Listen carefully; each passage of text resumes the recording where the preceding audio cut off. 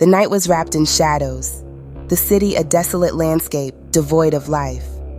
My body ached from a long day at work, and all I craved was the warmth and familiarity of my home. I stood by the dimly lit street, my breath visible in the frigid air, waiting for my Uber to arrive. Finally, the app signaled the driver's arrival. The car pulled up beside me, a silver sedan like any other. I climbed into the back seat, weary but glad to be on my way home. "Good evening," I greeted the driver, expecting a response. Silence. I peered into the rearview mirror, but the driver's face was obscured by the shadows. Only his eyes glinted, an unsettling sight. Discomfort prickled at my skin, but I dismissed it, chalking it up to fatigue. I provided my destination, and we set off into the night. The city's dark silhouette loomed around us, the streetlights flickering sporadically. The rhythmic hum of the engine filled the car, lulling me into a trance-like state. Minutes passed, and I noticed that we were taking an unfamiliar route. Anxiety stirred within me, and I spoke up. "I think you missed a turn back there." No response. Fear tightened its grip as we veered further away from the usual path. I checked my GPS, and my stomach dropped. We were headed into an isolated area, far from the city lights. "Where are we going?" I demanded, panic seeping into my voice. The driver said nothing, only driving on in silence. I tried to open the door, but the child lock was engaged. Dread crawled over me like a suffocating shroud. I was trapped. Summoning all the courage I could muster, I shouted, "Stop the car! Let me out!" The car screeched to a halt on a desolate road, surrounded by an eerie forest. My heart pounded, and I could feel the driver's gaze on me, a presence suffocating in its malevolence.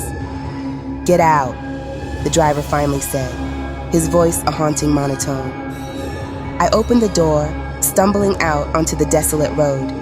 Trembling, I turned to face the driver, and what I saw made my blood run cold. The driver's face was a grotesque mask of horror, twisted and contorted. His eyes were hollow sockets, and his flesh was mangled, as if he had suffered severe burns. My voice caught in my throat as I tried to scream, but terror paralyzed me. I fled into the woods, the driver's eerie laughter echoing behind me. I crashed through the underbrush, my mind a whirlwind of fear and confusion.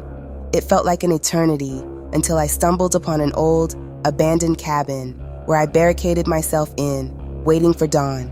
As the first light of morning broke, I cautiously emerged from the cabin.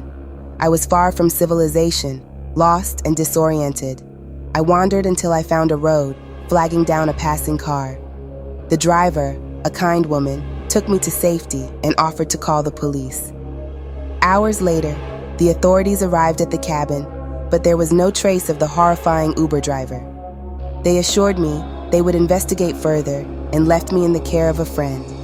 Days turned into weeks, and the incident haunted my every thought. I couldn't shake the memory of that grotesque face. The fear lingered, a constant reminder of the horrors I had witnessed. One fateful evening, as I scrolled through the news, a headline caught my eye. "Local serial killer apprehended." The accompanying image sent a chill down my spine.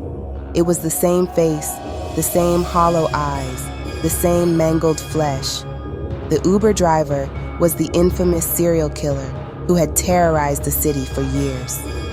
My heart raced, and the pieces fell into place. That night, I had narrowly escaped a fate worse than death. The realization left me stunned, grateful to be alive, yet forever haunted by the twisted face of evil I had encountered in the darkness.